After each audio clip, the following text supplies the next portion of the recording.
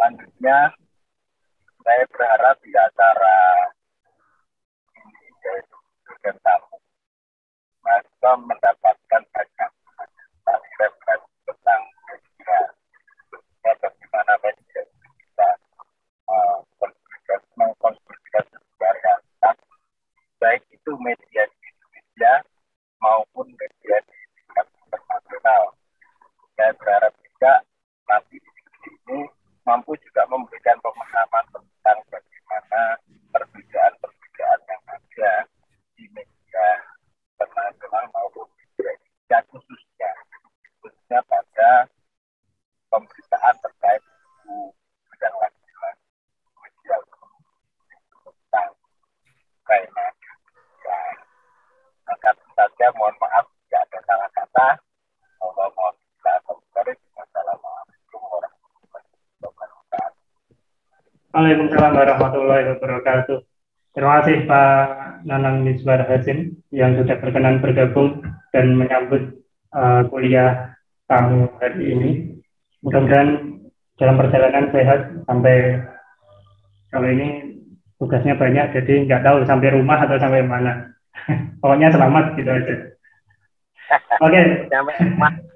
Oh, alhamdulillah kalau pulang ke rumah.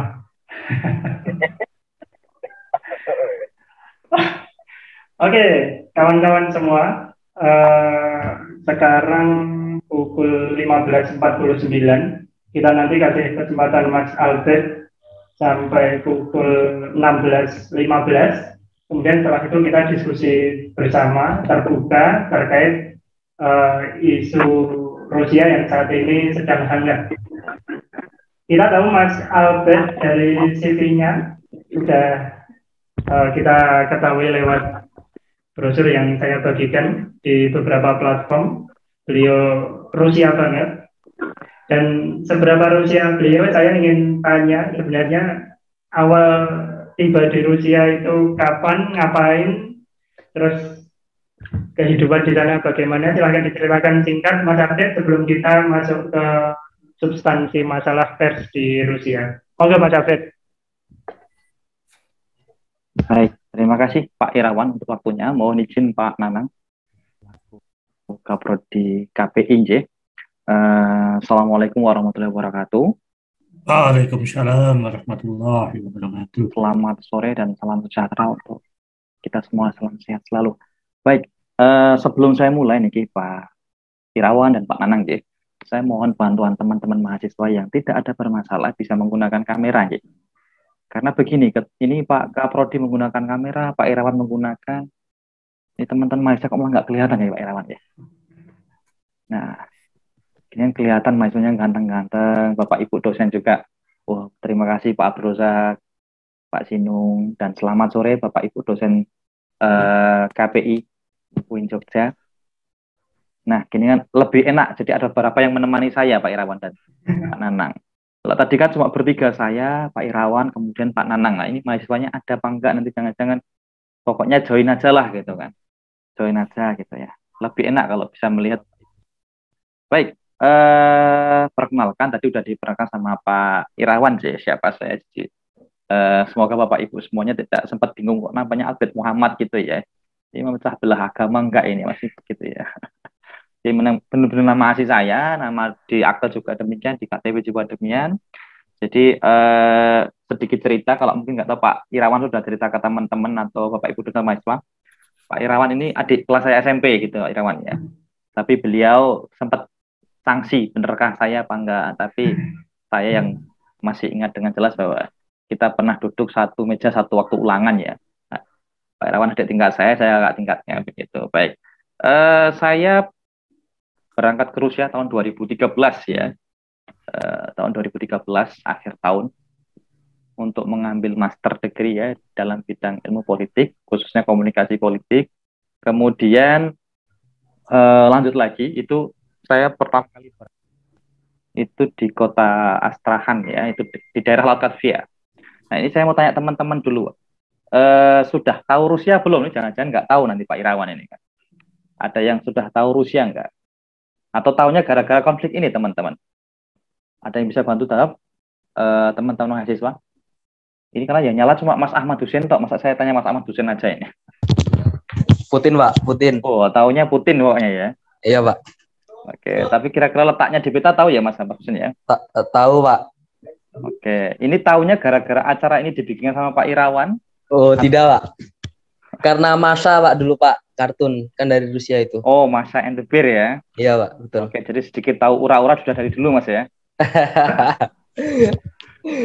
Oke, baik. Saya di sana 2013 sampai akhir 2019 ya, kurang lebih 6 tahun mengambil S2. Pertama kali di kota Astrakhan di daerah Kaspia, kemudian ambil di Vladivostok ya, itu dekat Jepang. Kemudian S3-nya saya pindah lagi ke Saint Petersburg ya, di atas yaitu dekat dengan Finlandia sana, udah di kutub sana. Kalau musim dingin bisa mencapai minus 40 ya, itu Pak Nanang dan Mas Irawan. Jadi lumayan dingin. Jadi kurang lebih itu Mas. Jadi ke sana dalam rangka sekolah lah, biar bisa menjadi kayak Pak Nanang dan Bapak Ibu yang lain, bisa menjadi dosen begitu. Itu awal ceritanya. Ini langsung ke pokok atau gimana Mas? Itu saya dengar mempersunting orang asli Rusia juga ya. Wah, ini masuk ke bahasan ini ya. Jadi begini ya. Karena kalau boleh jujur orang Solo nggak ada yang mau dengan saya. Bahkan orang Gemolong itu nggak ada Mas Irawan. Jadi ada perempuan Rusia yang sampai saatnya alhamdulillah masih khilaf dengan saya. Dan kami sudah punya 3 anak ya. Iya, istri saya asli Rusia. Jadi kalau tadi Pak Irawan bilang bahwa saya Rusia banget, ya mau nggak mau saya Rusia gitu. Karena keluarga saya Rusia, jadi kita 2 negara di dalam rumah kami. Begitu Pak Irawan. Siap Mas Albert. Ya, tidak Istri sekarang di mana Mas Albert? Istri sekarang di sini, Bapak. Di Indonesia, Pak. Di mana Mas Albert? Di Solo atau di Jakarta? Saya di Solo, saya di Solo. Di UNS ya? J. Di apa? Fakultas apa? FISIP? Saya di FISIP, Bapak. Di ilmu komunikasi. Kantor Pak Wito ya? J, leres. Ya udah. Saya nggak lulus. Saya itu nggak lulus dengan Prof. Pak Wito. Mohon izin, Bapak Abdul Rozak, apakah kita pernah ketemu sebelumnya, Pak? Nek boten kalian tuh. Kalau saya komunikasi angkatan 87, keluar 92. 2016 masuk S3, sampai sekarang belum selesai. Nah, kita kayaknya pernah ketemu, Pak. Mungkin. Jenengan ngapunten konsultasi ke Prof. Wito terus ke admin, kalau nggak salah kita sempat ngobrol 5 menit ya, Pak. Ya, mungkin ya. Nah, kita 5 menit kalau nggak salah kita ngobrol dengan Pak Abdul Rozak ini. Terima kasih, Pak, sudah diingatkan. Alhamdulillah ketemu di sini ya Pak. Masih aktif tiap Senin ke kampus Pak? Enggak, sekarang berapa bulan sekali paling kok. Oh, saya pikir termasuk aktif yang tiap hari Senin ke kampus nih kok. Ya, mudah-mudahan lancar Pak Rozak. Oh, terima kasih, matur nuwun. Bantu ya Mas Albert ya, besok ya ketemu di kampus ya. Nggih, monggo. Oke, untung saya nggak ngajar jenengan nggih Pak Rozak. Enggak, saya 2016 kok ya. Oh, nggih.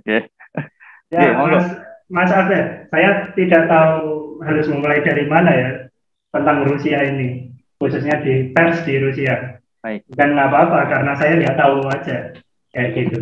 Ini kita semua mari kosongkan gelas, kemudian menerima ilmu dari Mas Albert gitu aja. Monggo Mas Albert. Baik, terima kasih Pak Irwan. Ini saya mulai teman-teman ya. Jadi begini, ketika berbicara kan judulnya menguak pers Rusia. Sebenarnya apa sih yang perlu dikuak gitu kan? Kalau yang jelas di Indonesia itu kan pers Rusia sangat-sangat kecil sekali ya masuk di sini ya.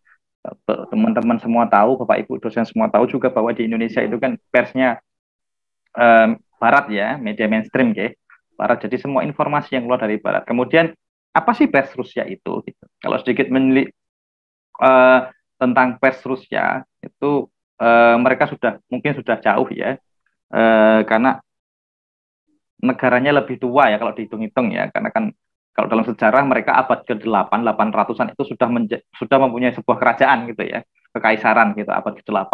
Kita mungkin juga sudah ada, tapi kan masih kecil-kecil skupnya ya. Cuma kita kan pecah-pecah, di sana kan satu terus kemudian gede-gede abad 8. Pers itu lahir ya, mulai resmi lahir itu sekitar abad 17. Jadi ketika Aufklärung ya, jadi ketika ada Aufklärung di Eropa, ya abad ke-15, 16 itu mulai lahir di Eropa, kemudian menyebar ke seluruh benua Eropa. Jadi pers itu lahir dari zaman kekaisaran ya. Mungkin dulu persnya masih berbentuk ya publikasi-publikasi dari kerajaan, begitu ya Mas. Karena kebetulan di sana itu kan kekaisaran Imperium Rusia ya. Jadi pers digunakan untuk memberikan informasi kepada warganya. Gitu. Kemudian berkembang terus sampai revolusi Bolshevik ya, perubahan signifikan di Rusia ya, dari Imperium Rusia kemudian menjadi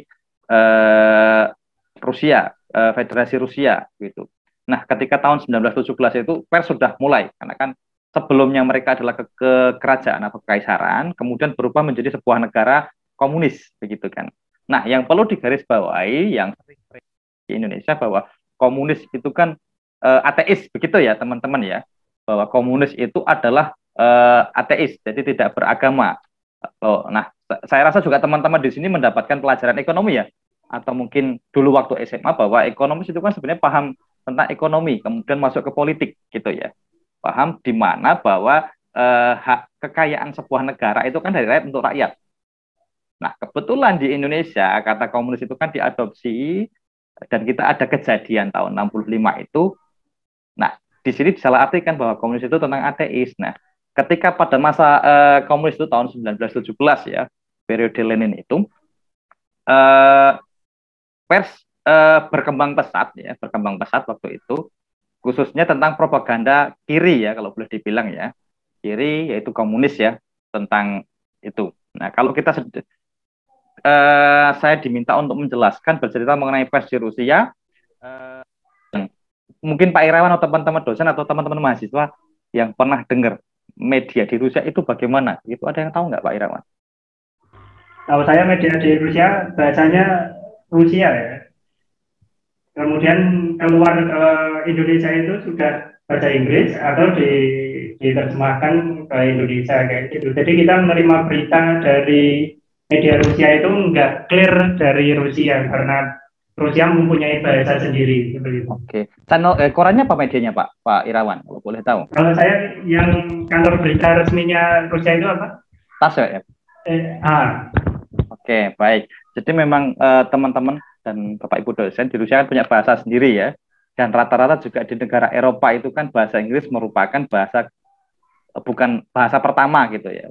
Prancis, Jerman punya bahasa sendiri, pun dengan Rusia mempunyai bahasa Rusia sendiri yang tulisannya ya sangat beda sekali dengan alfabetnya. Yang keluar di sini sudah akan berbeda dengan apa yang asli. Misalkan informasi-informasi yang sekarang tentang konflik di Ukraina dan Rusia itu kan yang keluar sudah beda di sini ya. Oke, mungkin teman-teman juga sering melihat informasi dari media Indonesia ya terkait media di Rusia itu dalam kurun waktu 10 tahun terakhir, bahwa medianya itu setelah Uni Soviet hancur ya tahun 90-91 itu ada glasnost dan perestroika, kemudian medianya mulai dikontrol pemerintah gitu kan. Misalkan kalau teman-teman sempat baca ya, di Rusia medianya tidak sebebas di Indonesia gitu. Karena kalau boleh dibilang media Indonesia kan paling bebas ya Pak Irawan ya, yang pelaku jurnalis paling tahu ya, dan paling bebas, kemudian masyarakatnya juga sangat vokal sekali ya, proaktif sekali, vokal sekali mengomentari dan lain sebagainya. Nah, di Rusia berbeda. Kalau mungkin boleh saya bilang, mungkin Pak Abdul Razak ya, mungkin masih ingat media waktu zaman Orde Baru sih Pak ya. Ya. Nah, kurang lebih mungkin seperti itu Pak Abdul Razak. Orde Baru ya, medianya hampir mirip seperti itu. Mengkritisi pemerintah boleh gitu ya, tapi ada batasan-batasan ya. Apakah kemudian di Rusia berarti tidak ada media oposisi? Ada media oposisi, misalkan namanya itu Komsomolskaya Pravda, Nastya Sifrimnya gitu, ada nama-namanya ada, akan tetapi mereka ada batasan. Apa sih yang boleh dikritisi pemerintah? Seperti itu. Nah, jadi media misalkan yang keluar di Indonesia itu ada Pak Irwan bilang ada TASS, kemudian ada Russian Today ya, ada Russian Today, ada kemudian juga Indonesia Russia Beyond RBTH kalau teman-teman tahu, Russia Beyond the Headlines itu dalam beberapa bahasa, termasuk bahasa Indonesia juga ada. Jadi mereka sudah ada kanalnya, situsnya resmi rbth.com ya, kalau teman-teman mungkin bisa googling. Itu ada bahasa Indonesia, ada bahasa Inggris dan bahasa lainnya. Itu koran-koran yang bisa dibilang mereka pro pemerintah, ya, menyuarakan apa yang kegiatan-kegiatan yang mendukung pemerintah. Nah itu. Kemudian kalau media-media oposisi mereka selalu mengkritisi kebijakan pemerintah, misalkan ya pembangunan di wilayah ini, wilayah itu gitu. Nah semenjak kita beralih ke tahun 90-91 ya, berdirinya negeri Federasi Rusia ini kan setelah pasca Uni Soviet hancur ya, teman-teman pasti belajar mengenai glasnost perestroika tahun 89 hingga 90 itu kan negeri yang adidaya waktu itu kan hancur menjadi 16 negara bagian gitu ya, pecahannya begitu. Kemudian media itu sudah mulai ya mengkritisi, misalkan yang tidak menyukai dengan Yeltsin waktu itu, Boris Yeltsin itu berkuasa sampai 90 sampai tahun 91 sampai dengan tahun 99 ya. Itu media sudah mulai. Karena kalau teman-teman komunikasi tadi saya sempat lihat beritanya tadi ya, videonya yang diputar oleh Pak Irawan ya. Jadi ketika teman-teman komunikasi itu kan pasti harus aware tentang media ya Pak Irawan ya. Pak Kudusan ya, berarti kan harus apa sih yang informasi sekarang yang terkait itu apa, terkini itu apa, harus tahu, jangan sampai tahunya cuma sinetron ataupun K-pop gitu kan. Jadi harus tahu. Jadi media kalau tidak dipungkiri di Indonesia tadi adalah media barat yang berkuasa kan. Kalau berbicara dengan informasi itu kan ada persepsi, ada sudut pandang gitu ya. Pun informasi mengenai konflik yang di sini, kalau teman-teman melihat berita baik itu CNN, bahkan Kompas dan lain sebagainya yang lokal, itu semuanya adalah persepsi barat. Kalau teman-teman nanti tanya Pak Irawan, Pak, media dari Rusia apa Pak? Misalnya dikasih tas, pasti sudut pandangnya akan berbeda. Apa yang dibicarakan berbeda. Misalkan, contoh sederhana ya, ketika menguak media Rusia itu konflik ya. Karena saya diundangi tahu karena ada konflik Rusia ya Pak ya. Jadi lebih lagi hits itu, misalkan apa yang dilakukan oleh pemerintah Rusia ke Ukraina itu kan dari statement Putin ya tadi tahunya Mas Husan ya, itu kan tidak pernah mengatakan ini invasi, itu kan nggak ada ya. Dia memerintahkan adalah demilitarisasi ya, jadi gerakan militer untuk masuk ke wilayah Donbas gitu ya, Lugansk dan Donetsk ya. Maksudnya apa demilitarisasi? Militer masuk, kemudian mengamankan kota, warga, kemudian berusaha mengusir baik-baik militer yang Ukraina yang berkuasa di sana, begitu kan. Tapi yang keluar di media barat itu adalah invasi gitu kan, agresi militer gitu kan. Itu salah satu yang pertama, ada beda persepsi ya kan. Nah, di Rusia kalau boleh dibilang apakah media bisa mengkritik pemerintah? Bisa mengkritisi. Misalkan kebijakan korupsi yang dilakukan oleh misalkan parlemen dan lain sebagainya, ataupun proyek-proyek yang jalan yang sudah diperbaiki kok setahun rusak, itu masih banyak yang seperti itu. Jadi boleh, akan tetapi ada batasannya, misalkan mengkritisi Putin gitu ya, Presiden Rusia. Nah itu harus hati-hati. Nah, kalau tidak pengen dicabut izin medianya, ditutup kantornya ya kritisilah hati-hati gitu loh ya. Jadi bahwa ketika tadi saya sampaikan ke Pak Abdul bahwa zaman Orde Baru kan jangan sekali mengkritisi cendana gitu Pak ya. Kalau pengen ya kan tidak boleh mengkritisi cendana kalau pengen media tersebut masih ingin berlangsung. Tapi ya kan. Tapi kalau media itu mengkritisi mungkin menterinya atau bawan-bawan silahkan gitu ya. Tapi kalau benar Pak ya lurus ya. Ya, kalau keluarga cendana langsung hilang itu. Ya, malah langsung hilang kan. Nah, langsung hilang nanti udah ditutup. Nah, pun begitu di Rusia itu banyak sekali ketika pas saya datang tahun 2013 juga ada media yang mengkritisi Kremlin gitu Pak, mengkritisi terkait kasus korupsi apa gitu. Akhirnya ditutup dalam waktu hitungan hari. Kantor udah disegel sama pemerintah Rusia gitu ya. Nah, dari situ saya belajar, oh berarti media itu boleh mengkritisi siapapun kecuali presiden, misalkan gitu ya. Jadi mengkritisi dalam arti oh ini ada korupsi gini, ada dana sekian gitu. Silahkan mengkritisi menteri-menterinya, kemudian gubernurnya, asalkan ada fakta-fakta nggak apa-apa, nanti diajukan. Misalkan itu terbukti, masyarakat itu silahkan diajukan ke pidana gitu misalkan. Tapi kalau memberikan informasi yang masih asumsi dari wartawan, oh bahwa Putin itu korupsi misalkan 1 triliun, nah gitu kan. Berani mesar seperti itu ya hati-hati kayak tadi Pak Rozak tadi, besok hilang itu yang begitu itu. Plus terkait misalkan tahun 2013-14 itu ada informasi salah satu politikus oposisi ya kalau teman-teman. Wah, ini semester berapa Pak Irawan, teman? Rata-rata semester 4 dan 6. Oh, berarti sekitar usia 19 tahun ya. Berarti waktu ketika saya cerita 90 belum lahir, kemudian tahun 2013 belum tahu. Ketika saya cerita 2013 mereka masih SD nih Pak Abdul. Iya, rata-rata 2000 sampai 2005. Nah, itu ya. Jadi ada oposisi yang sangat vokal gitu ya, mengkritisi kebijakan Vladimir Putin ketika konflik Ukraina Rusia ini kan muncul dari Pulau Crimea ya, kalau teman-teman lihat Pulau Crimea di Laut Hitam. Laut Hitam itu di mana? Laut Hitam itu sebelahnya Turki menuju ke Eropa, itu Laut Hitam teman-teman. Di sana itu ada yang mengkritisi itu gitu ya, kebijakannya kok begini gitu ya. Itu kemudian sore harinya dia jalan-jalan sama pasangannya, udah meninggal di tempat Pak Abdul Razak. Udah langsung meninggal di tempat gitu ya, mengkritisi kebijakan keren, akhirnya malamnya meninggal di tempat waktu itu. Barat tentunya sangat vokal waktu itu, dibunuh dan lain sebagainya. Penembaknya ya ditangkap penembaknya, tapi nggak sampai ke atas kan gitu kan. Penembaknya ditangkap. Maksud saya adalah media seperti itu. Jadi ketika ada pembunuhan itu, penembakan itu ya dalam hitungan mungkin 24 jam kalau nggak salah pembunuhnya ditangkap. Ya ditangkap gitu. Cuma Barat sangat aktif sekali, vokal sekali mengkritisi ini. Pun kalau teman-teman Pak Irawan tahu juga dalam kurun waktu 3-4 tahun terakhir juga ada oposisi yang namanya Navalny ya. Ini dibahas sekali di Indonesia, di narasi, di Metro dan lain sebagainya, bahkan oh ini ada seorang oposisi ditangkap lagi nih di Rusia gitu ya. Nah, berarti oposisi nggak boleh bersuara dong? Boleh gitu. Boleh bersuara. Tapi masalahnya apa? Kenapa demikian?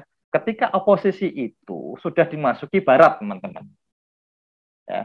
Di Rusia berarti tidak ada partai oposisi banyak. Jadi di Rusia itu ada banyak partai ya. Ada partainya Edin Resi, partainya Putin dan teman-teman. Kemudian ada partai LDPR misalkan ya. Itu mereka oposisi dalam negeri. Tapi mereka pure murni tidak dimasuki paham-paham dari Barat, itu maksudnya.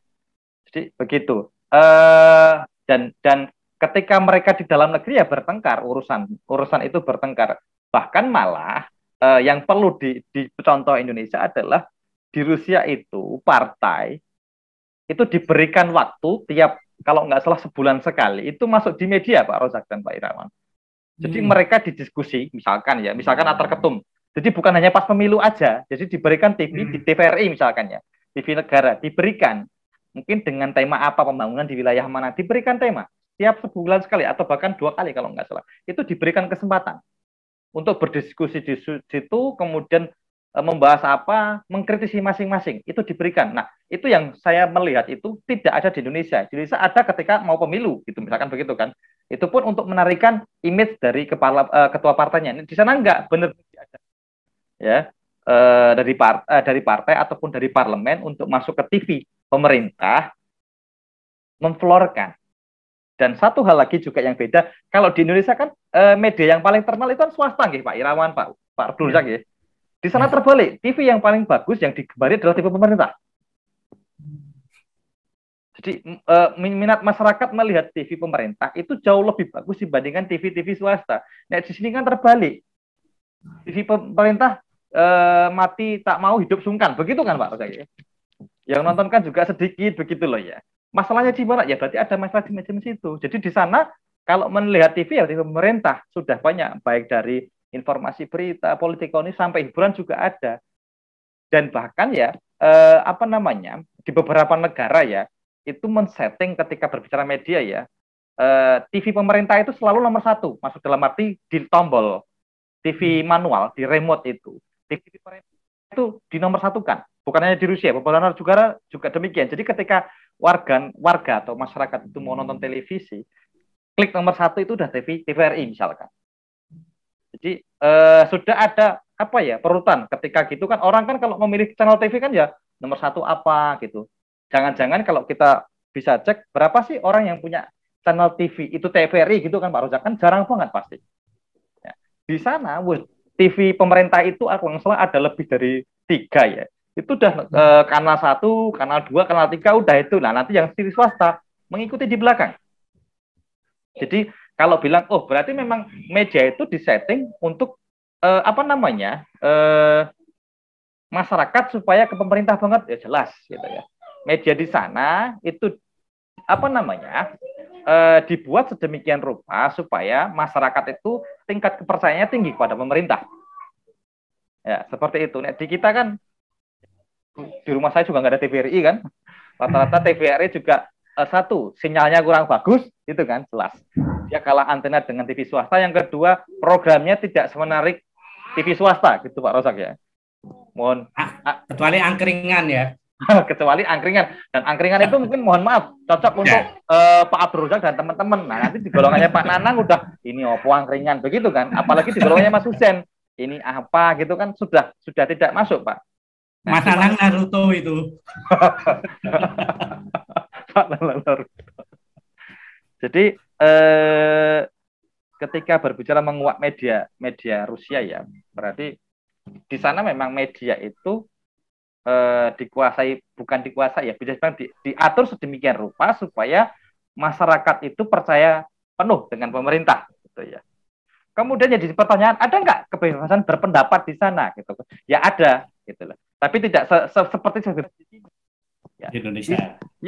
Di sini kan sebenarnya sama, peraturannya adalah ketika orang-orang masyarakat ingin mengutarakan pendapat, misalkan demonstrasi, ya itu kan lapor ke wajib ya, polisi misalkan. Nah, di sana kalau menggunakan itu dan demonstrasi misalkan ya, mengeluarkan pendapat, tidak izin, ya udah ditangkap. Ya masyarakatnya komplit, tapi kan nggak ada izinnya. Coba kalau di sini, teman-teman demonstrasi mengumpulkan massa lebih dari 50 orang, kalau nggak salah, itu harus wajib kepada keamanan di kota tersebut, begitu kan? Ya kan? Tapi ketika nggak melapor, misalkan polisi datang, itu kan nanti kan ujung-ujungnya persekusi dan lain sebagainya, begitu kan? Nah di sana ya ketika nggak lapor, dibubarkan, ditangkap, ya udah dibawa kantor polisi 1 hari atau 1 malam, tergantung siapa pelopornya.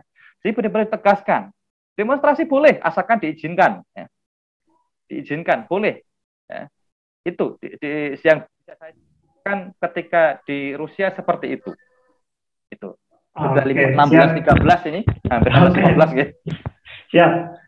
Oke, saya tidak akan bertanya meskipun di kepala berkecamuk banyak pertanyaan. Saya lemparkan ke forum ini, monggo mahasiswa, Bapak Ibu dosen, baik dari UIN Jogja maupun dari kampus lain, monggo dipersilahkan yang ingin bertanya. Raise hand atau langsung open mic. Pak, mau tanya Pak. Oke, monggo. Selamat lagi ini. Iya Pak, jadi kan kalau kita ngelihat Rusia kan kebebasannya presnya kan nggak terlalu sebebas Indonesia. Tapi kalau melihat dari segi ekonomi, dari segi superpower negara, itu kan Rusia di atas kita, jauh di atas kita. Apakah nggak ada korelasinya antara kebebasan pers dengan kemajuan negara tersebut? Gitu, Pak? Oke, terima kasih. Langsung saja, Mas Abed. Ini ada agak akan melebar ke ya, bidang ekonomi ini ya, Pak Nan dan izin ini. Jadi, Mas Husen, di Rusia pers tidak sebebas di Indonesia, iya. Kalau boleh dibilang, mohon dikoreksi bahwa Indonesia menjadi salah satu negara dengan tingkat kebebasan paling tinggi, gitu kan? Paling bebas. Pak Abdul Razak paling bebas. Jadi masyarakat bisa mengungkapkan di sosial media apapun. Amerika nggak ada, Thomas. Amerika nggak ada yang nyaci presiden di sini. Nggak ada. Makanya ketika ini paling tinggi, iya. Di sini ketika masyarakat mencaci presiden, silahkan. Nanti kalau ditangkap, ya mohon maaf, selesai, gitu kan, Pak? Mohon maaf, selesai. Nah, di sana ditanyakan, Pak Hasan, secara tingkat ekonomi Rusia lebih tinggi, iya, jauh lebih tinggi. Teknologi jauh, gitu ya. Teknologi sangat jauh ketika misalkan mereka sudah mempunyai bisa keluar angkasa ya, mendirikan stasiun penerbangan kosmonot dan lain sebagainya, kita belum bisa gitu kan. Bahkan kita belum punya astronot ke sana. Indonesia menjadi salah satu negara yang pertama memunculkan tempat-tempat dalam bahasa Indonesia apa kosmonot itu saya lupa itu. Stasiun luar angkasa namanya apa, Mas? Mohon izin. NASA, Pak. Bukan. Yang meluncur itu namanya apa? Roket ya? Roket satelit ya, Pak. Roket, ya, satelit. Pak. Mohon maaf, satelit. Rusia kan yang pertama kali meluncurkan. Atau teman-teman tahu nggak siapa sih yang pertama kali keluar angkasa? Neil Armstrong. Siapa? Neil Armstrong, Pak. Iya, Pak. Oke, bukan, Pak. Baca sejarah lagi ya, Pak Nanang. Mohon maaf ini, Pak ya. Laika, Pak. Yuri. Laika, anjing. Anjing, oke, Laika itu dari mana anjingnya, Mas? Dari Rusia, Pak. Rusia. Kemudian orang pertamanya siapa? Gagarin. Apollo, Pak. Gagarin. Oke, terima kasih. Ini Mas Husain ini waton metu terus ya, Pak Nanang ya. Jadi teman-teman informasi tadi Pak Abdul Razak juga. Jadi yang pertama, manusia pertama itu adalah Yuri Gagarin ya, dari Rusia. Yuri. Ya, Yuri Gagarin. Yuri. Bukan Neil Armstrong dan kawan-kawan ya, Yuri Gagarin yang pertama ke Rusia. Memang pertama adalah Laika, anjingnya itu untuk percobaan apakah dia bisa hidup di sana, udaranya ada nggak. Kemudian setelah itu mengirimkan si Yuri Gagarin, itu udah tahun sekitar 50-60 tahun itu. Nah, kemudian apakah tidak ada hubungannya ketika pers terlalu bebas negaranya kurang bagus, misalkan begitu ya. Pers yang tidak terlalu bebas negaranya angguh gitu ya. Ada hubungannya nggak? Ada korelasinya begitu nggak gitu ya?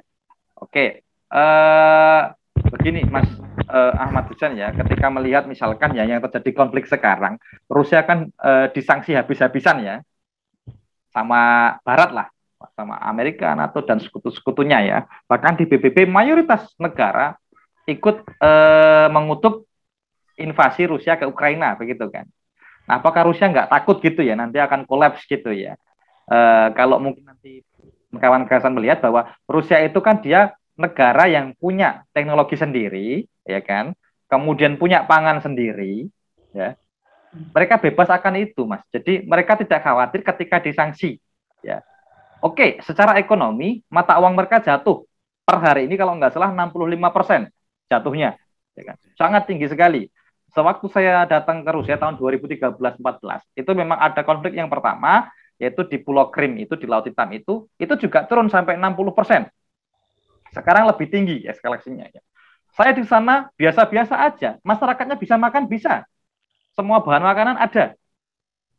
Harga naik normal ya, misalkan naik beberapa itu ya normal karena dolar mata uang Rusia kalah dengan dolar ya. Mungkin yang tidak diketahui adalah saat ini dolar mata uang Rusia jatuh.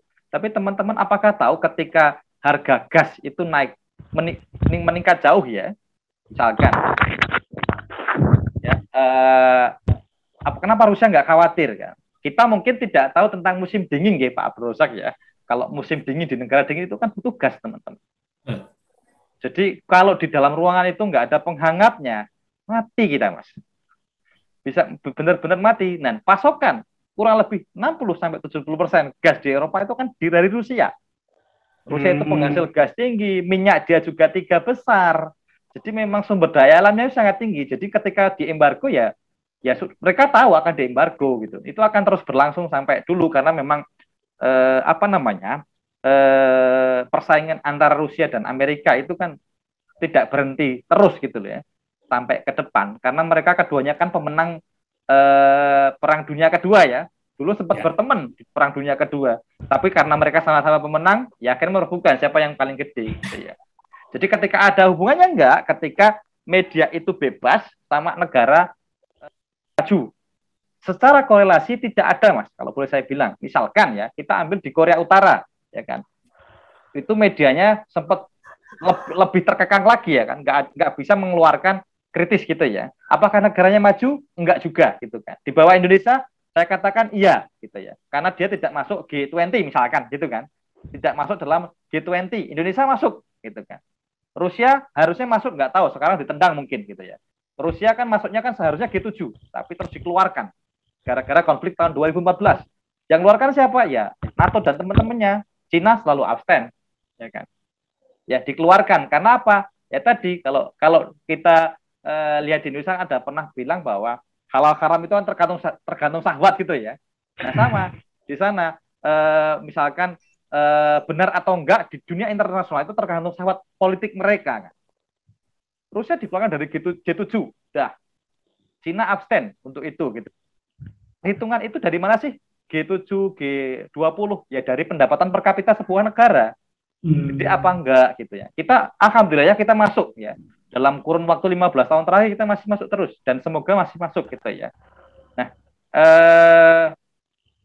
jadi tidak berkorelasi secara langsung ya Mas ya. Karena di Amerika juga cukup bebas kan informasinya. Cuma negara juga maju ya kan. Negaranya maju. Di Cina Pers juga sama, tidak jauh beda dengan Rusia, Mas Hussein. Negaranya maju, maju banget. Ekonomi sekarang mereka menguasai, begitu kan? Jadi tidak berkorelasi banyak lah menurut saya. Jadi tidak secara langsung. Oke, siap. Mas Hussein ada tanggapan? Cukup Pak, cukup.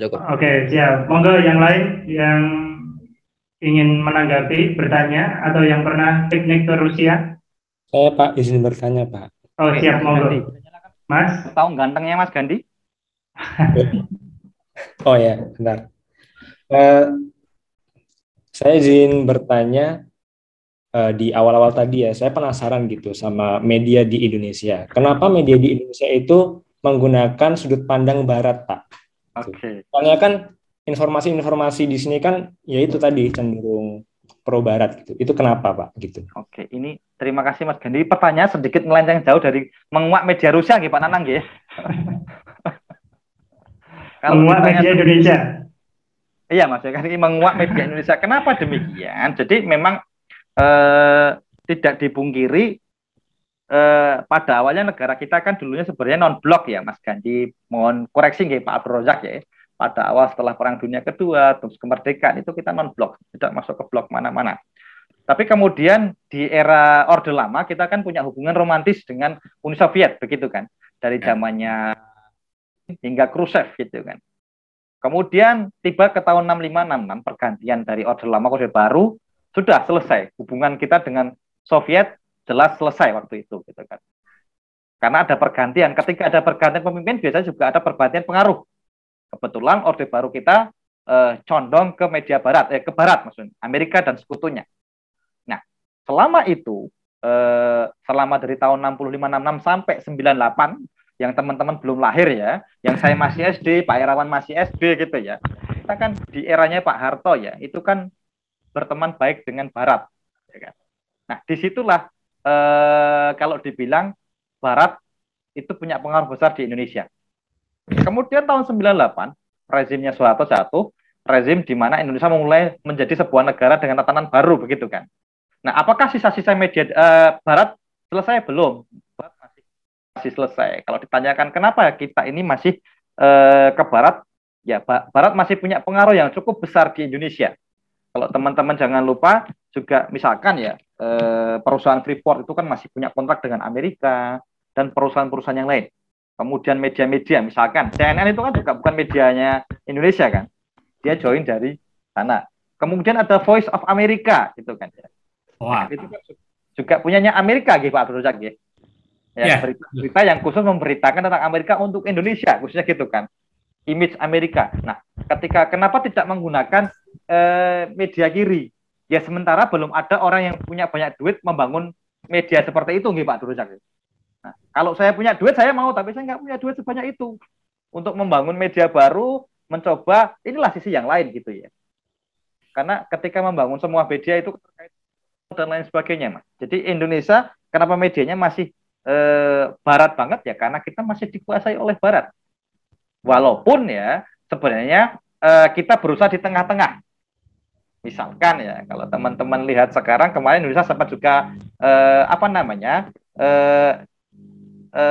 memberikan suara mengutuk serangan ke Rusia ke Ukraina gitu ya.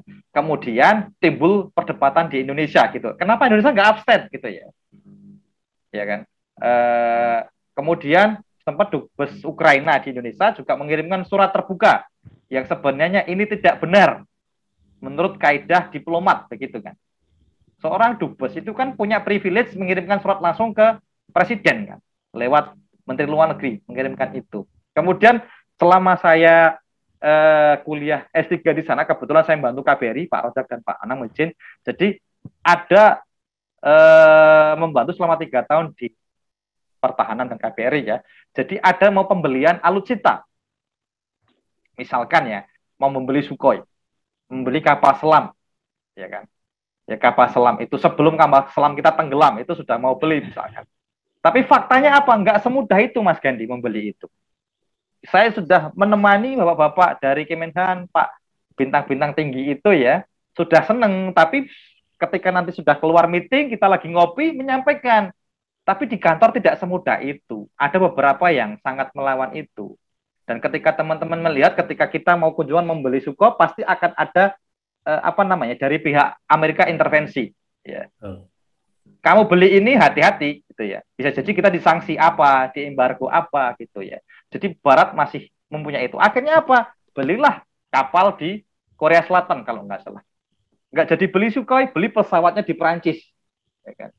Karena khawatir apa? Hubungan politik Indonesia dengan luar negeri, dengan misalkan disanksi, tidak bisa menggunakan Visa dan Mastercard misalkan, ya kan?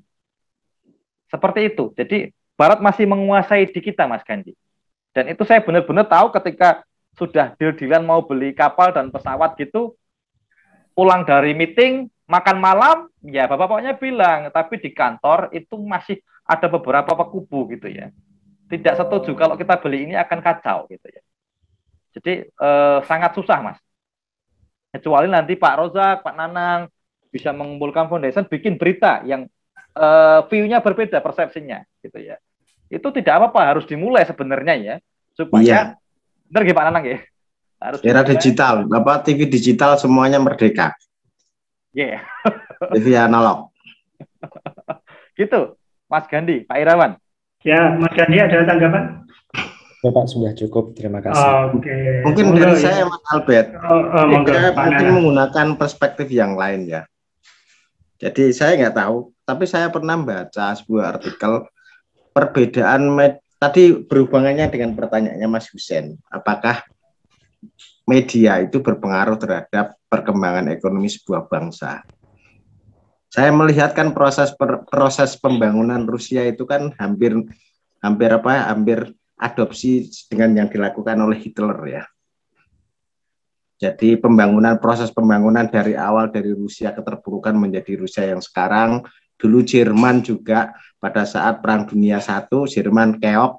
Habis itu Hitler memimpin menjadi negara yang besar dengan ekonomi yang besar dan sebagainya. Dan itu juga diadopsi oleh Cina. Dulu Cina juga lebih miskin dari Indonesia, tapi sekarang Cina lebih menjadi seperti ini. Itu juga adopsi dari gaya-gaya yang dilakukan yang dilakukan oleh Hitler pada saat itu. Cuma yang baik-baik saja, bukan nazinya, bukan rasisnya yang ditiru. Terkait pada bagaimana peran media dalam kemandirian ekonomi sebuah bangsa. Saya mungkin menilainya adalah kalau dalam sistem saya pikir tidak punya pengaruh, akan tetapi dari perilaku dan karakteristik media yang berbeda. Mungkin itu juga dipengaruhi oleh sistem juga ya. Misalkan di media Rusia itu tidak seperti di media di Indonesia. Antv saja program acaranya India semua. Indosiar program acaranya apa? Dangdutan semua, azab. Agama itu mengerikan gitu kan ya, azab dan sebagainya itu. Kalau di Rusia saya pikir mereka medianya punya core sendiri-sendiri kalau saya pikir. Dan bahwa media digunakan sebagai sebuah media sosialisasi untuk kebijakan yang nantinya kebijakan dari pemerintah itu mampu dipahami dan diinternalisasikan oleh seluruh masyarakat di Rusia. Hampir seperti di Kuba dan hampir seperti di Venezuela. Negara kiri lagi. Iya, hampir seperti itu. Saya pikir bahwa memang bahwa kemandirian ekonomi, kemajuan yang dilakukan oleh Rusia tidak hanya pada soal pembangunan di bidang militer, tidak hanya pembangunan di bidang infrastruktur, tidak hanya soal pembangunan di bidang ekonomi, akan tetapi pada saat itu semua keberhasilan pembangunan itu dipengaruhi oleh bagaimana melakukan manajerial tentang iklim atau sistem media di sana. Salah satunya dari sistem itu melahirkan sebuah karakteristik media yang berbeda. Di Indonesia bebas losdol, Mas. Dan medianya tidak punya karakter. Satu media aja rasanya nano-nano. Sehingga kita tidak punya referensi. Misalkan saya kepingin jadi ahli ini, seharusnya saya harus dapat informasi tentang ini dari media mana ya. Kita kebingungan untuk itu. Nah ini mungkin sisi-sisi lain yang mungkin bisa didiskusikan terkait perbedaan bagaimana karakteristik media di Rusia dengan di Indonesia. Saya pikir di Rusia karakteristik media tidak akan sama dengan di Indonesia. Terus Oke, Pak Nanang, saya nambahin dulu Mas Irawan ya. Jadi Ya, dari sisi itu iya Pak, benar, beda Pak. Jadi media punya pengaruh ke masyarakat ya. Tadi kalau dilihat dari tontonan TV di Indonesia ya Pak, Antv tadi India, misalkan Indosiar dan Butan, atau azab-azab dan lain sebagainya, iya itu mempengaruhi tingkah laku masyarakat kita. Saya bisa ambilkan contoh di Rusia memang tidak ada acara seperti itu ya. Misalkan TikTok ini kan sangat booming di Indonesia ya kan. Di Rusia waktu itu booming ya misalkan ya, itu banyak tokoh-tokoh negara sudah meminta kepada pemerintah itu mbok disensor, tidak boleh. Generasi kita mau jadi apa? Salah satu yang sangat keras itu kemarin sempat tenar itu adalah Habib Nurmagomedov, Pak. Nah, itu sudah minta kepada Putin ya, waktu itu bertemu, saya minta seperti ini disensor. Generasi kita mau jadi apa gitu ya. Anak-anak 10 tahun, 15 tahun lihat seperti itu hancur Rusia gitu. Itu dan beberapa politikus muda juga menyuarakan hal seperti itu tidak boleh dikeluarkan di media nasional. Gitu ya. Kalau perlu diblokir, walaupun juga tidak, tapi sangat menyerukan seperti itu. Nah, acara azab-azab Tuhan, azab-azab pemain judi itu memang tidak ada. Seperti itu tidak ada, ahli kubur gitu tidak ada. Memang apa namanya? Itu sangat berpengaruh ke warganya, iya. Jadi ketika berkaitan dengan secara tidak langsung saya kan juga mengatakan mungkin tidak berpengaruh langsung, tapi dari pola pikir masyarakat iya mungkin Pak. Jadi konsumsi dari medianya itu iya. Bahkan kalau teman-teman juga lihat kan sekarang ada sempat di Indonesia itu kan memang netizennya lucu-lucu ya Pak ya. Ketika McDonald, KFC, Fanta dan lain sebagainya itu nggak boleh di Rusia, beberapa tahun lagi Rusia jadi negara tersehat, begitu kan?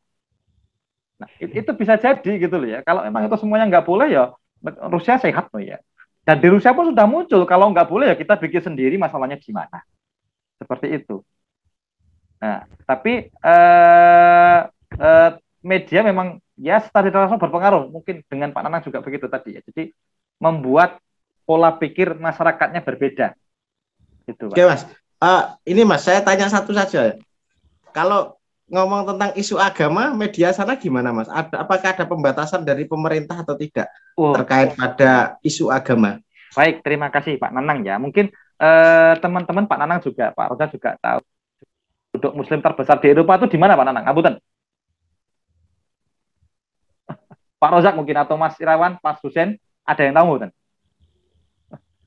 Rusia ya, Rusia. Mas Irawan, Prancis. Turki Pak. Turki Mas, yakin Mas? Iya. Mas Irawan gara-gara baca pos saya ini atau tetangga saya bilang Rusia. Mohon izin Pak Rozak, Pak Nanang, Rusia Pak, ada 25 juta Muslim di Rusia. Ya tadi yang negaranya Nurmagomedov, Republik Ceknya itu bagian ada 25 juta dan masih terbesarnya ada di Moskow Pak, masih terbesar di Eropa itu ada bisa menampung 10.000 lebih ya, gede banget. Nah apakah ketika isu-isu agama dinaikkan itu sensitif gitu Pak Nanang ya? Yang jelas tidak.